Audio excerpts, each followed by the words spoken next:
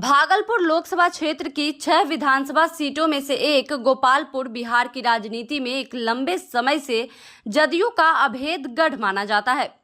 85% से अधिक ग्रामीण आबादी वाले इस निर्वाचन क्षेत्र में 2.89 लाख से ज्यादा मतदाता हैं, जिनमें पुरुष 1,46,000 और महिलाएं 1,43,500 वोटर शामिल हैं।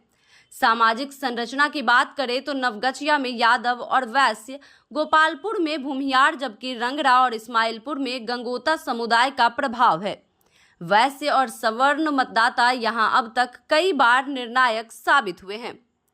1957 में स्थापित गोपालपुर विधानसभा क्षेत्र में शुरुआती 8 चुनावों में कांग्रेस और सीपीआई का दबदबा रहा। कांग्रेस ने 5 और सीपीआई ने 3 बार जीत दर्ज की। इसके बाद भाजपा और जनता दल ने एक बार जीत हासिल की। फिर यह सीट राजद और जदयू के बीच मुकाबले का केंद्र बन गई।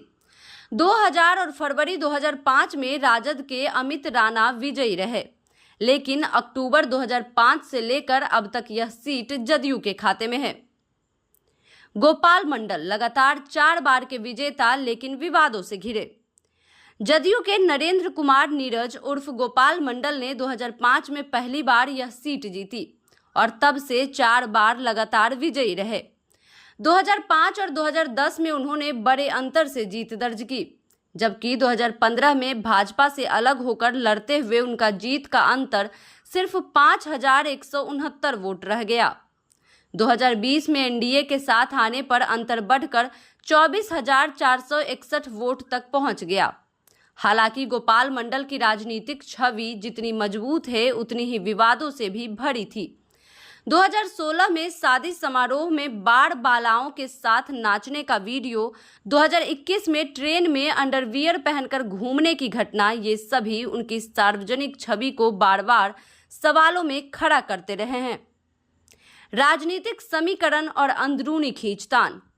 2024 के लोकसभा चुनाव में गोपालपुर खंड में एनडीए को 39,432 वोटों की बढ़त मिली।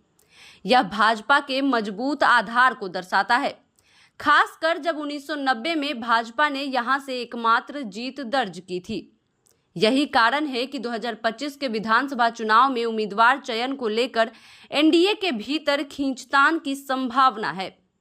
भाजपा जैसी छवि सजग पार्टी गोपाल मंडल के विवादों को लेकर दबाव बना सकती है कि यहां तो जदयू उम्मीदवार बदले या फिर यह सीट भाजपा को सौंप दे। चुनावी चुनौती, एंटी इनकम्बेंसी और विपक्ष की रणनीति। लगातार 4 बार के विधायक होने के बावजूद गोपाल मंडल को एंटी इनकम्बेंसी का सामना करना पड़ सकता है। विपक्ष विशेषकर राजद अपने उम्मीदवार चयन के जरिए मुकाबले को रोचक बनाने की कोशिश कर सकता है, भले ही वर्तमान राजनीतिक समीकरण में उनकी जीत की संभावना कम दिख रही हो। 2025 में मुकाबला सिर्फ विपक्ष बनाम सत्ता नहीं बल्कि एनडीए के भीतर भी होगा। गोपालपुर विधानसभा का 2025 का चुनावी संघर्ष सिर्फ जदयू बनाम राजद का पारंपरिक मुकाबला नहीं रहेगा। इस बार असली दिलचस्पी इस बात में होगी कि एनडीए के भीतर उम्मीदवार को लेकर क्या फैसला होता है।